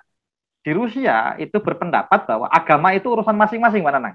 Oke, berarti ada pelarangannya terhadap konten yang membahas tentang isu agama yang begitu ini ya. Nah, misalkan ya Pak, itu nah itu juga sering dibahas tadi ya, sampaikan mereka mengundang ketika misalkan ada isu terorisme gitu ya. Dan saya rasa juga teman-teman di sini semuanya sudah pernah lihat Putin menyampaikan dalam sebuah Islam di Rusia bukan sebuah ancaman. Ya. Karena memang penduduk Rusia nomor 2 adalah Muslim gitu, 25 juta. Kemudian isu-isu itu juga para tokoh-tokoh misalkan mufti di sana menyampaikan siapa sih terorisme itu, rata-rata mereka tidak pernah belajar dari kecil gitu kan. Dan menerapkan bahwa sampai mereka juga menyampaikan dalam Al-Quran bahwa di agama saya kalau mereka belajar kita itu nggak boleh membunuh, menyakiti aja nggak boleh gitu. Jadi ketika isu-isu disampaikan sebenarnya saya tadi bilang bahwa itu urusan pribadi ya, tetapi ketika disampaikan ke media membahas isu itu nggak apa-apa Pak, di TV nasional ditayangkan diskusi misalkan antara mufti di sana, mufti itu ya MUI lah misalkan gitu ya, MUI di sana kemudian mengundang parlemen atau mungkin yang isu-isu yang anti teroris gitu ya disampaikan diskusi. Tidak begitu Pak, karena memang Rusia Islam menjadi agama kedua ya, setelah ortodoks sekitar 60%, Islam 25%, sisanya ya macam-macam. Ya, ada Yahudi juga misalkan, ada Buddha dan lain sebagainya. Isu tidak begitu. Nah, misalkan ditanya, apakah agama Islam, misalkan Islam ya, di sana boleh beribadah ya? Boleh Pak. Saya katakan hampir di setiap kota paling nggak ada satu tempat masjid Pak. Paling tidak satu kota ya. Satu kota itu misalkan kalau di daerah Jogja itu Sleman ya satu paling nggak, yang kota-kota kecil gitu. Nanti di kota besarnya yang kota Jogja itu bisa ada 4 masjid gitu ya. Itu iya. Loh kok nggak banyak Pak? Ya kita jambingkan ke sini. Apakah di sini ketika yang non mayoritas juga dengan mudah mendirikan masjid, gereja dan lain sebagainya? Kan nggak juga Pak Rozak ya. Ada persyaratan. Tapi berbeda dengan mungkin karena di Rusia itu kan federasi ya. Republik misalkan ya. Republik, ada provinsi. Nah, yang republik itu rata-rata diberikan kepada negara muslim Pak Nana. Nah, di sana ya dengan telecek masjidnya sama, banyak kayak sini. Hampir pojokan ada bebas, dan tiap Jumat di Chechnya, di Dagestan itu libur. Lebaran juga libur. Itu. Jadi isu agama tidak dimainkan di sana Pak Nana. Nah, di sini kan semakin digoreng ya, isu identitas itu kan semakin menjadi politik gitu ya. Di sana menurut pandangan saya mereka sudah tahu porsinya masing-masing. Misalkan ya, apakah Islam bisa menjadi presiden Rusia gitu ya? Orang Islam sudah sadar, saya nggak bisa gitu. Jadi tidak memainkan isu itu gitu ya. Kita tidak bisa, sudah. Karena mereka tahu kita sudah tidak bisa menjadi presiden Rusia misalkan gitu. Jadi tidak memainkan isu-isu seperti itu. Begitu. Oke, siap. Monggo mahasiswa yang lain atau Bapak Ibu yang lain yang ingin bertanya atau berpendapat. Satu lagi Pak, boleh nggak? Oh, boleh. Jadi kan nanti ini Jadi waktu itu kan saya pernah ngikut seminarnya yang di Simbak Najwa, itu kan salah satunya nyari role model yang tepat untuk ya jurnalis kan nggak melulu tentang juga perlu itulah Pak, untung kan, perlu untung. Jadi mencari role model bisnis yang tepat untuk jurnalis Indonesia. Nah, bagaimana dengan di Rusia itu sendiri Pak? Apakah ada role model yang tepat supaya di sisi lain pers ya makmur dan ya menguntungkan seperti itu Pak? Oke, terima kasih. Mas Husan ini sepertinya pengen jadi jurnalis, Mas ya? Nggak tahu, Pak. Oke, di Rusia apakah ada role model ya, jurnalis-jurnalis gitu? Tetap ada, Mas. Di sana kalau jurnalis senior, misalkan penyiar TV, kayak gitu, ada, role-nya ada. Pengen seperti apa dia, itu ada. Nah, kemudian di Indonesia kan politikus ya, partai itu punya media gitu ya, dan itu menguasai politik di sini dan mempengaruhi isi beritanya, gitu kan. Tadi kalau Pak Nanang bicarakan agama digoreng di sini, bedanya di sana dari awal media yang nomor satu itu medianya pemerintah. Jadi pemerintah tidak akan menggoreng isu-isu seperti itu. Pemerintah hanya menyampaikan informasi ini loh yang dilakukan pemerintah. Nah, kemudian yang yang menggoreng isu-isu itu apa ya? Media-media swasta kecil. Jadi di sana ketua partai itu tidak punya media rata-rata, gitu ya. Kecuali memang mungkin ada beberapa jurnalis gitu yang dia penyiar TV itu ikut calon presiden Rusia gitu juga ada. Dia mewacanakan di medianya dan lain sebagainya gitu. Itu jadi role modelnya di sana ya karena TV pemerintah tadi ya. Kalau disampaikan Pak Nanang itu sangat berpengaruh sama tingkat kemajuan sebuah negara. Jadi pemerintah. Maksud saya gini Pak, jadi kan di Indonesia kan kalau kita tahu kan ibaratnya wartawan, pers itu kan bisa dikatakan bahwa cukup kurang lah pendapatnya dibandingkan yang lain gitu Pak. Oh, pendapatannya begitu. Iya. Oh, pendapatannya. Iya Pak. Iya. Jadi maksud saya kan role model bisnis gitu Pak. Jadi bisa disebutkan bisnis seperti itu. Oke, terima kasih. Mas. Itu, nah, tadi saya nggak nyangkep pendapatan gaji gitu ya. Oke. Iya. Tinggi Mas, tadi kan udah dibilang Bapak Rusia itu kebanyakan tinggi ya.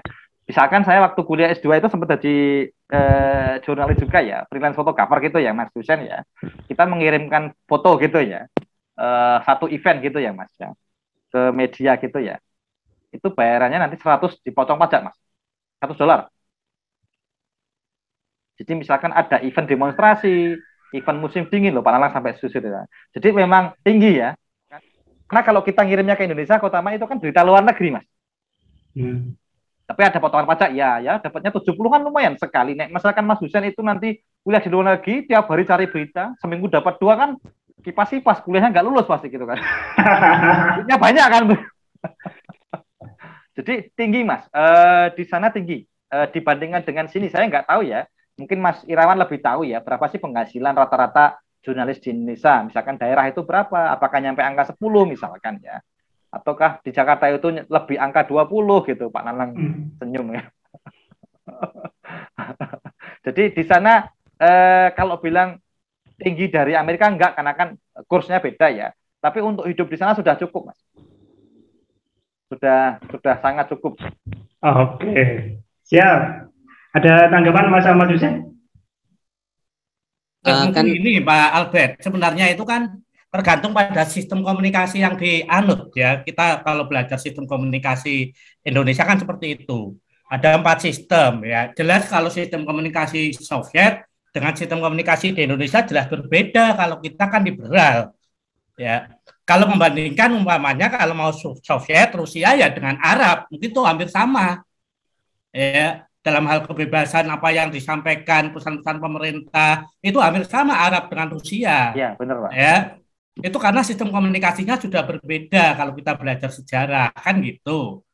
Jadi kalau di Rusia ya memang tergantung sama pemerintah dan partai itu memang sudah tahu diri ya, cuma buntung aja nggak mungkin untung mendirikan media ya kan gitu. Kalau di Indonesia kan beda ya, partai itu semua berlomba-lomba bikin ya.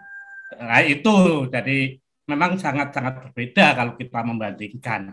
Dari sistem komunikasi, sejarah sistem komunikasi media, kita udah tahu itu pasti berbeda. Ya. Cuma kalau memang sistem komunikasi yang dibangun dengan tingkat kemajuan negara itu nggak ada hubungannya, menurut saya. Cina ya otoriter, sama dengan Arab, sama dengan Rusia, tapi tetap maju. Kan gitu kan? Sementara yang demokrasi-demokrasi yang kecil-kecil, sistem komunikasinya demokrasi, ya tetap jadi negara tertinggal, itu banyak juga. Ya, nggak ada hubungannya itu. Oke, ya Pak Rojak. Berarti pengen maju harus jadi komunis, Pak. Oke, kawan-kawan semua, kalau mungkin ada yang bertanya lewat chat juga boleh, tidak harus on cam atau open mic. Saya melihat ada beberapa mahasiswa S2 KPI, S3 KPI UIN Sunan Kalijaga. Monggo yang ingin open mic Bapak Ibu mahasiswa doktoral KPI.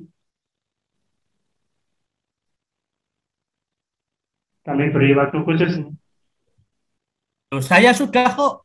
Oh, dengan UNS, Pak. Ini yang S3 KPI UIN. Oh ya, Mas Nanang, wih. Ini saya membuka yang komunikasi Islam. Kalau jenengan komunikasi non Islam. Ini malah ini komunikasi syariah dan non syariah itu. Komunikasi syariah dan komunikasi kafir. Mungkin izin Pak Nanang, Pak. Mahasiswanya harus dikirim ke Rusia ini, Pak. Oke, siap. Harus ada yang ke Rusia. Yang di India baru 2, Pak. Nah, ini yang Rusia kalau mau bisa saya bantu Pak. Oh gitu. Ya, alumninya yang mau ke Rusia silahkan ke Rusia. Memang kita harus belajar ke Rusia banyak ini. Oke. Indonesia jadi negara dikuasa juga nanti. Ya, Mas Abed, kemarin saya juga sounding ke mahasiswa, boleh bertanya tentang beasiswa ke Rusia karena saya lihat CV-nya Mas Abed memang full beasiswa ke Rusia semua. Itu silahkan disampaikan Mas Abed, kenapa harus pilih Rusia? Sekolah kok harus ke sana, nanti pulang jadi komunis atau enggak? Silahkan disampaikan. Oke, ini jadi melebar lagi Pak Nana dari temanya gitu. Jadi kenapa ke Rusia berbeda semua? Kalau enggak, bapak saya itu enggak punya kebun, Mas Irawan. Yang kalau biaya sendiri duitnya sopo gitu ya. Jadi saya memang ke Rusia full scholarship ya, dari S2 sampai S3 6 tahun gitu ya. Banyak peluang ya, jelas pemerintah Rusia itu ada program beasiswa untuk warga negara Indonesia ya Pak Nana dan Pak Rojak. Jadi dibuka tiap tahun sekarang makin tinggi peminatnya. Waktu saya daftar, itu yang diterima kalau nggak salah cuma 30 orang, Pak, tahun 2013. Terakhir, jadi tahun 2021 ya kalau nggak salah ya. Itu hampir 300, Pak, orang Indonesia yang ke sana. Jadi minatnya semakin tinggi. Peminatnya banyak juga, jadi hampir 300 gitu ya. Jadi peluangnya tinggi. Cuma yang perlu digarisbawahi, di Rusia itu kan full tapi nggak full ya. Dalam arti apa? Kuliah dibayarin, uang saku dikasih cukup untuk transportasi gitu ya, membayar asrama, tempat tinggal, kemudian tiket beli sendiri, Mas, kalau di Rusia ya.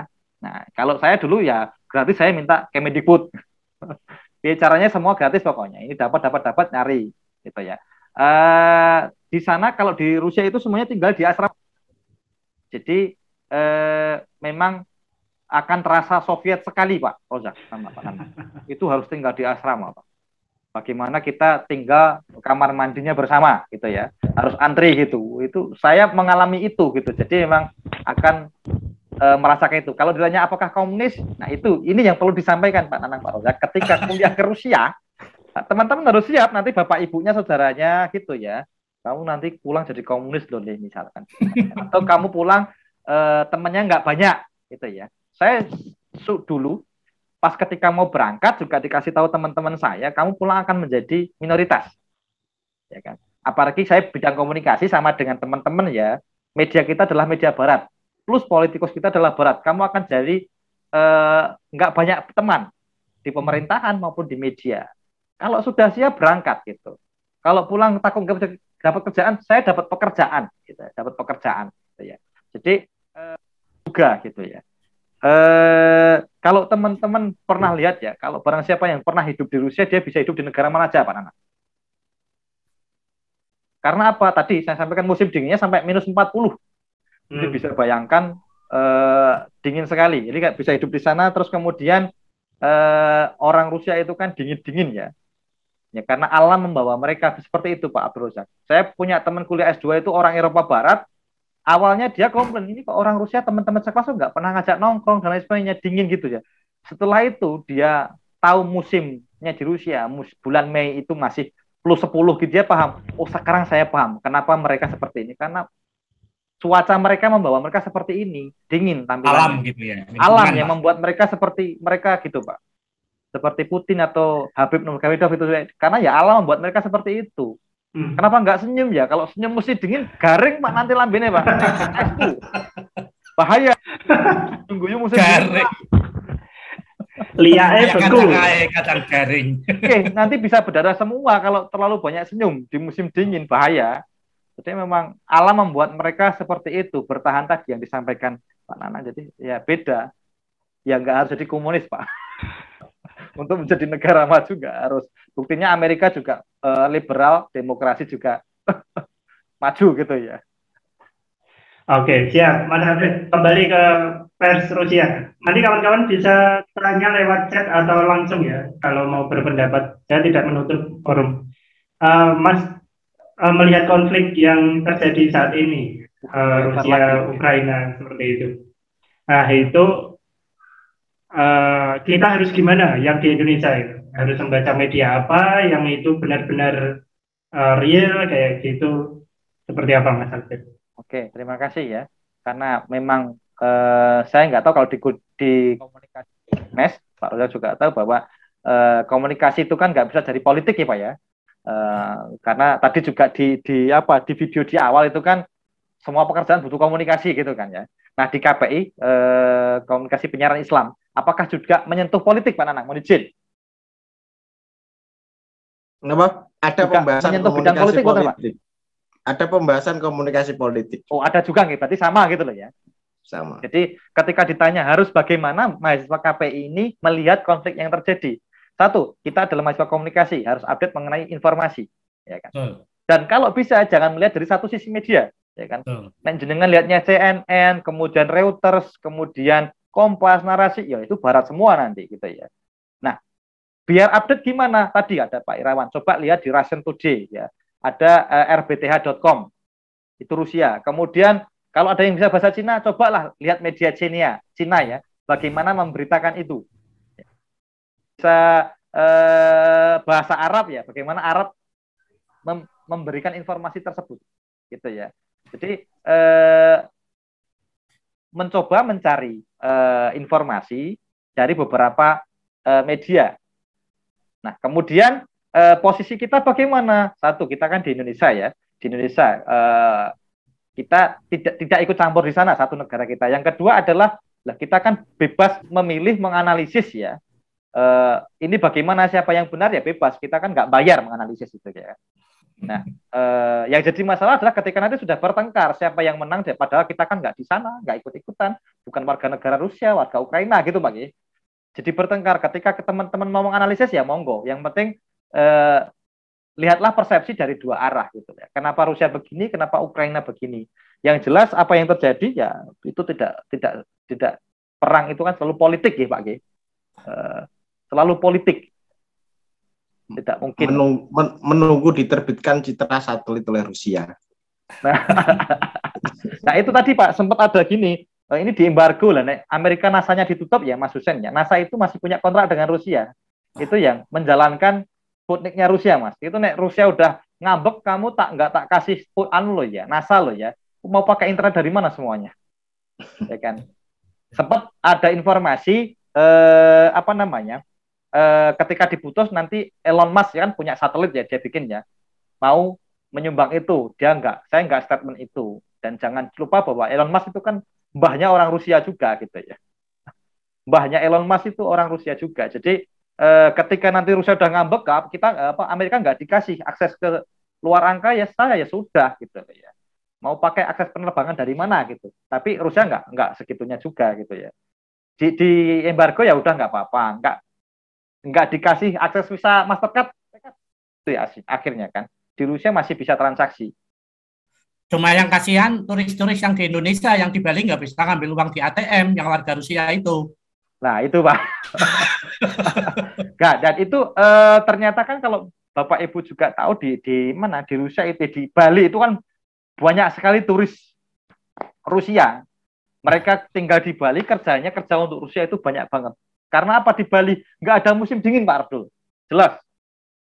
Orang kaya di Rusia kalau musim dingin pasti larinya kalau nggak ke Bali ke Maldives. Ke Maldives lebih murah, ke Bali lebih mahal karena jauh. Kalau nggak ke Thailand. Jadi 3 bulan akan mereka di pantai. Karena apa? Di Rusia dingin banget. Keluar harus, kalau musim dingin semua sari Pak Abdul Rozak di sana. Sari bener. Nggak kelihatan sedikit pun. Kalau nggak sari ya mati Pak. Semua sari dari kaki sampai atas, tertutup sama sekali. Nah, tapi kalau teman-teman ke Rusia siap astagfirullah gitu ya. Berarti kalau Rusia musim dingin ini ortodoks semua. Oh iya, semuanya tertutup ortodoks semua. Nah, di sana kan ortodoks ya. Sama ya, kalau ke gereja juga pakai kerudung ya. Tapi kerudung ala kita tahun 90 Pak Rozak ya. Berbeda jauh. Jadi masih kerudung gitu. Jadi kalau musim dingin ini semua tidak ada yang berani pakaian terbuka, Pak. Oke. Itu Mas Irawan. Mas Irawan mau ke Rusia? Boleh. Jalannya cantik-cantik katanya. Itu istrinya dari belakang gebuk loh, Mas. Besok Mas, nong Rusia Mas. Oke, siap Pak Nanang. Oke. Kalau ada Bapak Ibu teman dosen yang tertarik kuliah, misalkan yang belum S3 ya ke Rusia, monggo. Nanti bisa saya bantu informasinya atau mahasiswa atau mungkin Mas Enong, ya Mas Irawan, ayo itu berlomba-lomba sana ke sana. Husen itu besok S2 ke sana. Amin, Pak. Itu di negaranya Magomedov itu cantik-cantik loh. Tapi dingin. Oke. Besok dibagi Mas. KPI itu alumninya ada S2 yang ke India, ada yang ke Cina, ada yang ke Rusia. Biar KPI besok menguasai dunia. Oh, kiri semua Pak, hampir rata-rata ya. Cina ke Rusia gitu ya. Yang enggak juga, yang di Jerman juga ada. Oh, ada ya. Biar imbang berarti Pak ya. Oh. Oke, monggo mahasiswa ada yang bertanya, berpendapat pada Mas Albert, mumpung ada ini juru bicara Putin. Ini emang mahasiswanya kalau kuliah kayak gini diem-diem atau gimana nih Pak Anang? Iya, karena ya begini menghormati guru Mas, jadi nggak berani itu.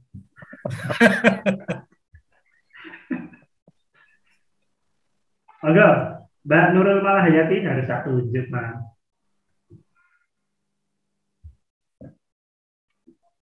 Ini sepertinya udah cukup sampai semuanya ya, Mas.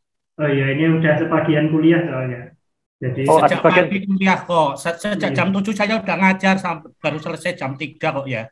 iya. ini gara-gara online jadinya sibuk semua ya Pak Abdul ya. Iya. Jadi Ini ada bergabung di alasan sini tidak Pak untuk kuliah kalau online ya.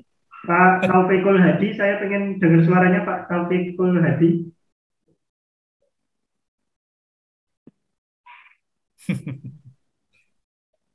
Nggak ada. Ini ditinggal semua Pak Jogja. Saya kasih yang anti Rusia aja. Mas Reddy Fikri. Ya Pak, halo. Ya, kamu anti Rusia. Silakan ngobrol sama Mas Albert coba. Halo Pak. Mas Hadi. Jangan dipaksa Pak Irawan ya. Yang ada Rusia ya Rocky gitu ya. Di Rusia itu asik nggak Pak? Sama Rambo. Asik maksudnya gimana Mas? Misalnya kita tuh dikasih asik dalam karya atau dia kasih kebebasan sebebas-bebasnya atau gimana? Dalam hal apa? Masyarakat, mahasiswa atau apa Mas? Baik itu masyarakat, mahasiswa maupun dalam media. Bebas Mas. Bebas tapi tidak sebebas Indonesia maksudnya Mas ya. Misalkan mengekspresi gitu ya. Bebas, seni bebas di sana Mas. Nggak ada batasnya gitu ya. Oh, nek seni bebas sana daripada sini Mas. Kalau soal seni masih bebasan sini ya Pak? Oh, seni bebas sana Mas. Ya bebas sana. Misalkan begini ya, di sini kan seni dibatasi atau misalkan ya untuk rokok dan alkohol kan di sana bebas, tapi ada syarat beli rokok itu harus pakai KTP Pak Abdul Rozak. Belum 18 tahun jangan harap teman-teman bisa beli rokok di sana. Nah, di sini kan anak kecil 10 tahun bisa ke warung ya Pak Rozak ya. Terus beli bapaknya di sini gitu. beli rokok pakai duit. Di sana enggak. Kalau beli rokok enggak dijual gitu ya. Kita beli rokok akan ditanya KTP-nya mana gitu. Usianya udah 18 belum. Hal yang sama juga dengan alkohol, sama. Di sana nggak ada eceran loh Mas yo. Nggak ada. Memang peraturannya gitu Pak Nanang. Jadi ketika diberi bebas, itu negara bebas. Cuma untuk misalkan ya beli rokok, beli alkohol itu memang dipastikan harus sudah dewasa. Nah, kemudian apakah yang suka minum alkohol itu buat owner kayak di sini? Enggak, beda Pak. Di sana minum alkohol damai Pak. Jadi tidak terjadi kemungkaran yang banyak, misalkan jadi menentang di jalan, minta duit itu enggak ada Pak. Ya mereka minum untuk dirinya sendiri. Beda dengan kita gitu ya. Tapi ada batasan ketika mau beli seperti itu, ya tunjukkan KTP bahwa Anda sudah 18 plus. Kalau belum ya mohon maaf. Gitu. Oke. Mas, kembali ke pers Rusia ini Mas. Ini malah sampai alkohol. Nah, tadi ditanya kebebasan, saya tanyakan Mas. Iya, di sana nggak ada perda miras tadi Mas. Di sini kan bisa beli eceran Mas. Mas, kalau pers di sana, kemudian yang masih kalau di sini diibaratkan masih seperti Orde Baru seperti itu. Apakah insan pers di sana itu mengharapkan adanya kebebasan yang lebih dari saat ini, Mas? Zaman dulu kan orang-orang pers juga berharap ketika Orde Baru kita tuntut untuk kebebasan pers dan lain-lain. Seperti itu. Oke, terima kasih ya Mas ya. Baik, apakah di sana orang di sana itu berharap pers bebas ya, seperti yang diharapkan orang Indonesia gitu ya? Kalau kita melihat, kita setelah Orde Baru kan berharap pers jadi bebas gitu ya. Akhirnya kita kebablasan gitu Pak Rojak ya sampai sekarang. 22 tahun pasca reformasi kebablasan. Pasti akhirnya orang berpikir harusnya nggak sebebas ini juga gitu kan. Konon bebas bertanggung jawab tapi nggak bertanggung jawab kan. Di sana panjang pengetahuan saya karena itu tidak Mas. Jadi ada beberapa hal ya. Tadi kalau disampaikan Pak Nanang bahwa di sini kan acara TV kan menampilkan apapun yang tidak ada faedahnya kalau bahasa Islamnya kan. Itu ditampilkan di sini. Di sana dikomplain ketika ada acara TV yang nggak ada faedahnya, dikomplain sama masyarakat. Itu ngapain ditayangkan gitu. Disampaikan. Jadi kalau emang itu acara yang tidak faedah atau apa dikomplain Mas. Jadi mereka tidak berharap pers seperti Amerika. Jelas. Jadi misalkan ya, kalau teman-teman tahu berbicara kebebasan tentang LGBT gitu kan, di Rusia dilarang keras. Bahkan Putin pun bilang dalam firman Tuhan itu tidak ada jenis kelamin itu, gitu ya. Apa yang harus kita percakapan itu Putin dilarang. LGBT tidak boleh hidup di Rusia. Bahkan juga ada video-video yang sengaja ditampilkan. Itu namanya bukan prank sengaja lah dibikin oleh orang-orang di sana. Bagaimana sih LGBT di Rusia? Oh, itu akan mendapat kritikan keras dari masyarakat yang tadi di situ. Misalkan ada laki-laki gandengan gitu, orang yang melihat akan marah-marah. Keluar dari sini kalau kayak gitu, jangan di Rusia, jangan di tanah ini. Jadi memang kalau dulu dibilang mereka itu tadi karena ortodoksnya membawa hal-hal yang memang itu tidak boleh dalam agama mereka gitu. Jadi tidak pengen media mereka nggak pengen media bebas. Gitu. Okay. Karena tadi yang disampaikan Pak Brojak, komunikasinya udah berbeda gitu Pak ya. Kalau membandingkan ya Rusia dengan Arab kan juga sama terkontrol gitu ya. Macam-macam ngeritik MBS ya, wassalam ya Pak. Oke, siap. Terima kasih Mas Albert. Monggo mahasiswa ada yang bertanya atau peserta ini dari dosen maupun dari yang dari luar, monggo. Saya kasih kesempatan, masih ada waktu 15 menit sebelum toa masjid sebelah rumah saya berdendang nanti. Ini ada penanya dari Wildan yang bertanya komentar yang sedang di luar. Bagaimana kondisi kebebasan pers? Buka dulu. Bagaimana kondisi kebebasan pers di Rusia saat ini mengingat adanya konflik antara Rusia dan Ukraina? Apakah kebebasan pers justru dibekukan atau ditekan dari pemerintah atau tetap bebas seperti biasanya? Monggo. Silakan.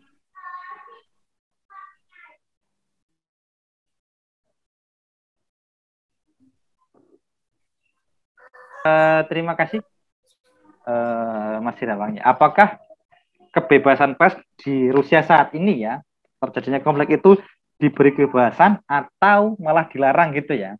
Kembali tadi juga di awal ya, di Rusia itu kan pers media memang disetting mereka pro pemerintah ya. Jadi media malah mendukung kebijakan pemerintah. Jadi satu itu. Yang kedua adalah politikus di dalam negeri Rusia, Pak Rojak dan Pak Nanang ya kalau masih ya. Mereka bisa mengkritisi keputusan dalam negeri, tapi untuk urusan luar negeri mereka satu suara, Pak Rojak. Jadi misalkan ya ada oposisi yang nggak pernah menang dalam seumur hidup gitu ya, dia tidak akan mengkritisi kebijakan Putin melakukan aksi militer malah mereka kok nggak dari dulu kayak gitu, 8 tahun nunggu ngapain, kok sabar banget. Mereka akan mendukung kebijakan pemerintah, apalagi yang terkait dengan Amerika dan NATO. Oh itu mereka pun media Mas, ya kan? Jadi mereka politisi yang sangat beda. Nah di kita kan enggak. Oposisi itu akan melawan habis-habisan keputusan pemerintah, begitu kan? Baik kebijakan dalam negeri maupun luar negeri apalagi gitu kan? Nah di sana enggak, luar negeri satu suara, oposisi akan menyampaikan apa yang disampaikan pemerintah ya kita sepakat, karena pride mereka sangat tinggi. Jadi ya ini keputusan Rusia ya harus kita laksanakan, begitu. Nah di kita ya kesempatan, pemerintah gini, oposisi nggak setuju, ayo kita goreng gitu kan? Mas, jadi artinya gini Mas ya, artinya gini ketika kita membandingkan dengan sistem pers yang lama, ada sebuah proses transformasi. Walaupun negara itu komunis, akan tetapi masih menyisihkan kebebasan pers. Di Rusia saya lihat dengan keterangannya Mas Albert Muhammad, kebebasan pers itu ada, akan tetapi berkaitan dengan ketahanan nasional itu tidak bebas. Ya, tidak bebas. Berbeda kalau misalkan kita bandingkan dengan sistem pers komunis zaman dulu, ketika zaman Uni Soviet dan sebagainya, saya pikir itu tidak bebas. Atau zaman Orde Baru kita ya, atau zaman Orde Baru kita itu tidak bebas. Artinya bahwa di sini ada pergeseran tentang paradigma atau pendekatan pers itu di beberapa negara. Di Arab pun itu tidak seotoriter yang kita bayangkan sebenarnya. bahkan gerakan-gerakan negara-negara di Arab pun itu juga lahir dari kebebasan pers juga. Artinya bahwa sistem negara, sistem pemerintahan negara dalam konteks berhubungan dengan sistem pers itu ternyata ada transformasi, dan mungkin negara komunis itu juga menerapkan liberalis dan juga sebaliknya. Misalkan Cina negara komunis tapi kapitalis. Artinya kan kalau dalam perbandingan dengan sistem pers itu tidak ada teori yang melanggengkan yang berhubungan dengan sistem pemerintahan yang ada di sana. Akan tetapi ya memang ada batasan-batasan tertentu. Misalkan di Rusia walaupun dikenal sebagai negara sosialis atau komunis, akan tetapi ada kebebasan pers. Tapi kalau berhubungan dengan ketahanan nasional, ya memang harus ada otoriter, harus ada penekanan atau aturan tertentu yang memang harus dipatuhi oleh semua lembaga pers. Begitu Mas Albert. Baik, terima kasih Pak Anang ya, melengkapi ya, benar ya. Jadi dalam bahasa yang sangat bahasa ilmiah ya Pak Anang ya, bahwa untuk ketahanan nasional tidak gitu ya, mereka tidak dibolehkan ya, bukan tidak dibolehkan, ada batasan-batasan. Tapi untuk di luar itu silahkan iya. Jadi memang kadang-kadang media membuat ketahanan nasional jadi gombang-gambing gitu Pak.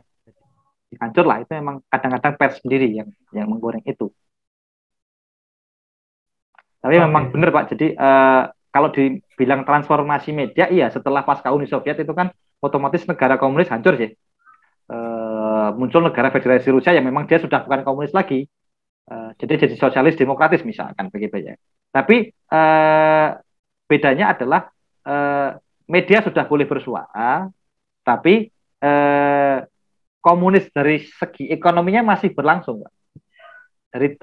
Dari bidang ekonomi misalkan kesehatan, pendidikan itu gratis untuk warganya sampai perguruan tinggi dan tidak ada iuran BPJS, Pak. Jadi anak lahir itu sudah mendapatkan asuransi. Dan kalau berobat ke rumah sakit nggak perlu pengantar kecamatan, Pak. Puskesmas nggak perlu. Di mana kamu tinggal, silahkan lapor ke sana, bawa kartu asuransi, selesai. Itu salah satunya. Kemudian kan gratis. Dari TK anak usia baru 1 tahun, anak saya ditelepon sama pendidikan. Mau daftar PAUD nggak? Oh belum. Jadi udah dikontak sama TK-TK di sana, mau daftar nggak dari kecil. Itu sudah nanti gratis sampai perguruan tinggi. Kecuali mungkin orang-orang yang berada pengen sekolahnya bagus gitu ya. Itu baru di sekolah swasta internasional, iya. Tapi kalau untuk sekolah negara gratis.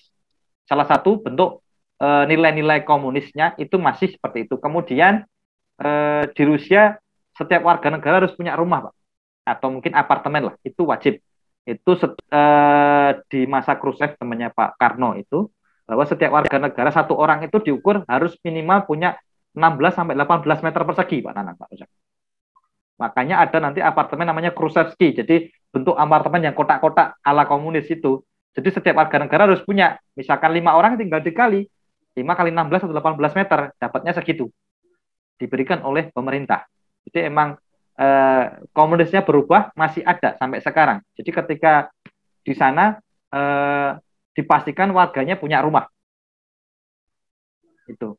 Makin banyak anak, makin banyak di pemerintah. Kecuali untuk wilayah yang negara muslim boten. Karena anaknya banyak semua. Anaknya kalau di tempatnya Magomedov itu 7, 5 gitu. Jadi mereka beda. Kalau yang suku Rusia anak banyak itu 3, Pak. Itu dihitung akan mendapatkan rumah. Tapi kalau di suku muslim kayaknya beda. Banyak anak itu di atas 7 kalau nggak salah. Karena 3, 5 udah biasa di negara-negara muslim, Chechnya, Dagestan, Tatar, Kazan itu anaknya udah banyak-banyak. Jadi keputusan anak banyak itu di atas ini udah beda-beda. Gitu. Oke, monggo ada yang bertanya lagi terakhir mungkin? Iya, saya Pak. Oke, monggo Azizul Ansor, silakan. Iya, makasih untuk kesempatannya. Mungkin pertanyaannya seperti ini untuk Pak Albert ya. Nah, sekarang kan kita udah masuk pada era industri, menuju pada era society ya. Mungkin di Rusia tuh udah menerapkan era society. Nah, di era society ini tuh berbagai macam ragam permasalahan. Misalnya yang sedang marak di Indonesia adalah eh, eh, kasus seksualitas. Nah, terkait dengan kasus ini, apa namanya, di Rusia sana itu bagaimana, apa namanya, yang sedang marak ini tuh kasusnya apa misalnya seperti itu, dan pandangan perspektif atau terkait dengan pembelaan atau keberpihakan pers itu terhadap misalnya kasus seksualitas itu bagaimana? Misalnya di Indonesia kan apa ya, ya seperti kita tahu kemarin bahwasanya yang punya modal itu pasti akan lebih di pihak seperti itu. Nah, seperti apa sih di pers yang di Rusia sana yang itu menghadapi kasus yang demikian, Pak? Seperti itu. Oke, terima kasih Mas Azizul Ansari. Dari mana Mas? Dari Masnya, dari negaranya, asalnya Pak? Asal dari mana? Asal saya dari Flores, Pak. Nah, makanya kan bahasa beda, terus kelihatan ini bukan orang Jawa gitu loh ya. Ini di Flores atau Jogja Mas? Ini sudah di Jogja, Pak. Jogja, baik. Terima kasih. Bagaimana posisi media menanggapi misalkan isu seksualitas begitu ya, yang terjadi di sosial media begitu ya. Kalau di sini sampaikan siapa yang punya dana lebih tinggi dia akan cenderung aman dalam bidang hukum gitu ya, di depan hukum gitu ya. Nah, di sana enggak Mas. Enggak, siapa yang salah gitu ya. Misalkan ya, di sana itu kan kalau bicara menang hukum ya, misalkan ya tilang gitu ya, di sana kan nggak ada tilang Pak.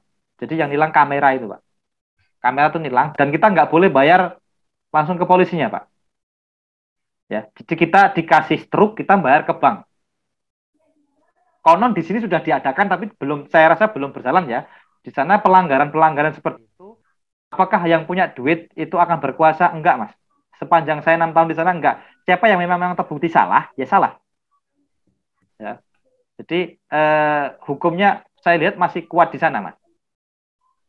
Gitu. Jadi siapa yang salah ya salah. Nah, di sini kan memang tidak dipungkiri siapa yang punya duit atau yang punya koneksi itu akan lebih mudah di hadapan hukum begitu kan.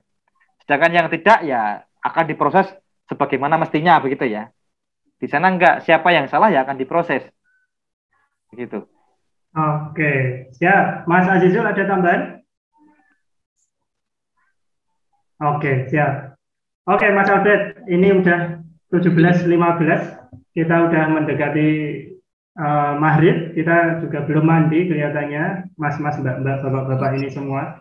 Mas, sebagai closing saya ingin bertanya, berapa persen kebenaran berita tentang Rusia yang sekarang kita dengar di Indonesia, baik itu di media Indonesia maupun di media asing yang berbahasa Indonesia, seperti itu. Sekaligus closing Mas. Monggo. Oke, kalau ditanya berapa persen kan itu harus melihat ya Mas ya, berapa sih informasi yang disampaikan begitu ya. Ya jelas satu, penggunaan diksi kata sudah berbeda ya. Penggunaan diksi kata ya, media barat akan menggunakan kata invasi, kemudian menggunakan kata agresi militer gitu ya. Kemudian media-media kiri ya, mungkin Cina, Venezuela, Kuba dan lain sebagainya ya, pasti mereka akan menggunakan istilah operasi militer gitu kan. Pasti beda penggunaannya ya. Jadi sudah dilihat dari situ sudah beda. Kemudian yang di sana apakah sudah benar terlangsung itu juga akan berbeda ya Mas enggaknya. Misalkan korban yang meninggal gitu ya. Itu berapa sih gitu kan. Ada sumbernya ada enggak sudah berbeda. Jadi seberapa kebenaran itu ya kalau teman-teman pengen lihat coba ketika mendapat informasi coba cari kalau istilahnya agama tabayun nggih Pak Rozak nggih. Coba tabayun ke sumber yang lain dulu gitu ya. Dibandingkan media kiri, media kanan nanti pasti kan akan kelihatan nggak sinkronnya di mana gitu ya. Nah, nggak sinkron di mana. Oh, teman-teman bisa berpikir sendiri. Nah, karena kebenaran itu kan hanya milik Allah ya Mas Irawan ya. Jadi kita bisa mengira-ngira. Kalaupun misalkan saya di sana situasi perang kan apa yang saya sampaikan sudut pandang saya, begitu kan? Akan beda ketika Mas Irawan di sana, sudut pandangnya juga berbeda. Karena juga apa namanya? Karena keluarga saya Rusia dan saya ikut tergabung di komunitas Indonesia Rusia ya, itu bertengkar dengan komunitas Indonesia Ukraina gitu ya. Mereka sudut pandangnya udah beda-beda gitu ya. Misalkan ya di media orang-orang yang apa namanya yang Ukraina itu akan menggunakan statement bahwa Putin itu evil gitu, membunuh banyak orang begitu kan. Diksi yang digunakan seperti itu setelah invasi dan lain sebagainya, invasi, agresi militer, diksi yang digunakan adalah Putin membunuh banyak orang, banyak kemanusiaan yang dibunuh dan lain sebagainya. Diksi yang digunakan seperti itu, ya kan. Sudah ada makna negatif. Kemudian kalau dari media kiri pasti akan berbeda, Mas. Tidak pernah membahas itu. Padahal kalau kita lihat dari statementnya Putin sendiri bahwa dia memerintahkan militernya jangan sampai ada darah warga sipil yang jatuh, begitu kan? Pun kalau teman-teman juga tahu Ramzan Kadyrov ya, yang mungkin penggemar Ceknya gitu ya, juga menyampaikan perintah dari Putin adalah kita masuk ke Ukraina dan tidak boleh sampai ada darah jatuh dari warga sipil gitu ya. Lalu kalau korban yang meninggal militer gimana? Loh, militer itu kan bekerja gitu Pak Ruzak ya. Mereka sudah harus samikna kepada komandannya kan. Suruh nembak ya nembak gitu kan. Sama. Walaupun gitu. Ketika ada yang berpendapat bahwa ya jangan perang gitu ya. Nah, perang itu kan sudah menjadi bagian dari sejarah manusia ya. Tidak bisa dihindari gitu ya.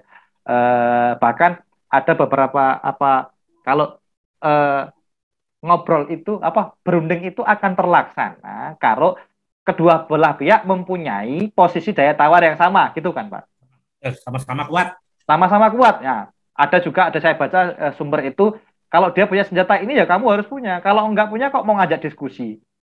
Ya enggak akan terjadi, kamu enggak punya apa-apa kok mau ngajak nimbrung diskusi ya. Harus sama-sama kuat daya tawar baru duduk manis gitu ya. Jadi ketika ditanya berapa persen saya tidak bisa jawab, Pak. Jadi tergantung dari sudut pandang media apa dan teman-teman ini pro mana gitu ya. Pasti akan berbeda. Gitu Mas. Jadi kalau mau lihat berita tabayun lah kita sebagai teman-teman di KPI ya, orang Islam ya tabayun melihat berita dari sisi kanan dan kiri kemudian dilihat, dianalisis. Bisa menjadi tugas teman-teman mahasiswa ke Pak Roza, ke Pak Irawan atau ke Pak Nanang gitu kan. Gitu ya. Oke, siap, luar biasa Mas Abed.